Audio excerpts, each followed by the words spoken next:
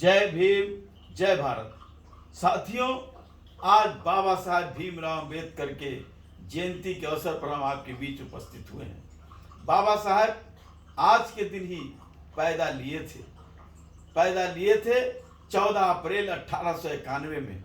और पैदा लेने के समय जो देश का माहौल था, समाज का माहौल था, उस उत्पीड़न को, उस उपहास को सहने का काम उनके पिता और उनकी माता ने करने का काम किया था। वो नन्हा सा बालक जो भीमराव था, जो नन्हा सा बालक कितनी कथक परिश्रम करके, अथक कष्ट करके और समाज को एक नेतृत्व देने का काम किया। देश आज़ाद हुआ, देश का संविधान देने का काम किया और संविधान में उन्होंने धर्मनिरपेक्ष और समतामूलक समाज की स्थापना करने का काम किया और कहा कि ये संविधान जब तक रहेगा तब तक देश में इस संविधान के आधार पर चलेगा। देश में किसी तरह की न कटुता होगी न तनाव होगा। लेकिन उन्होंने ये भी कहा था कि संविधान को चलाने वाले लोग, शासन व्यवस्था में बैठे लोग अगर संविधान के आधार पर शासन चलाएंगे तो निश्चित रूप से संविधान के जो दिए गए प्रदत्त अधिकार हैं, किसी को किसी तरह का कष्ट नहीं होगा। लेकिन आज जो लोग शासन चला रहे हैं, आज मैं उनसे पूछना चाहता हूँ, और जो बाबा साहब की कारवां में जो लोग थे, बाबा साहब ने कहा था कि मैं अपने कारवां को आपके बीच छोड़ करके जा रहा हूँ। बड़े ही दुख में उन्होंने कहा था, ये कारवां को मैं मंजिल तक नहीं पहुँचा पाया, लेकिन कारवां आज भी पड़ाव पर सिसक रहा है। इस कारवां को तुम लोग मिल करके मंजिल तक पहुँचाने का काम करना, चाहे कोई भी कुर्बानी देना पड़े। अगर कुर्बानी न देना पड़े, न देने का काम करोगे तो कारवां को वहीं छोड़ देना। लेकिन कारवां आगे न जा पाए तो कारवां को पीछे मत धकेलने देना। लेकिन आज क्या हो रहा है, देश में सांप्रदायिकता के माहौल बनाया जा रहा है, देश में धर्मनिरपेक्षता पर खतरा उठा पाया है, देश में संविधान पर खतरा हो गया है, देश का लोकतंत्र आज सिसक रहा है।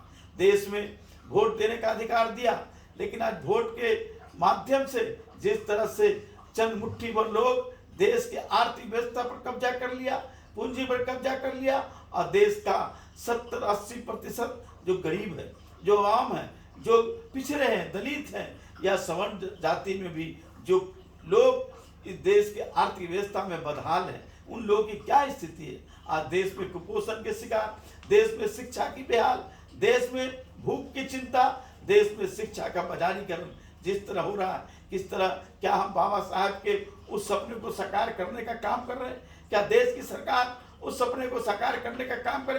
कदापि नहीं, क्योंकि देश मुट्ठी भर कुछ लोगों के हाथों में, उंगली में गिनने वाले जैसे कुछ पूंजीपतियों के हाथों में देश को बेचा गया, देश को गिरवी कर दिया गया है। तो आइए हम सब मिलकर करके इस बात का संकल्प लें कि जिस कारवां को बाबा साहब ने छोड़ करके हमारे बीच गए थे, उस कारवां को हमको पीछे नहीं ढकेलना है। क्योंकि आज संविधान खतरे में, लोकतंत्र खतरे में, जिसे बाबा ने बड़े ही अथक परिश्रम से देने का काम किया, आज वो खतरे में। इसलिए देश के नौजवान साथियों, देश के बुद्धिजीवियों, देश के किसानों और देश के तमाम साथियों, इस बात का संकल्प लो कि आज सवाल धर्मनिरपेक्षता का है, सवाल मनुवाद का नहीं है।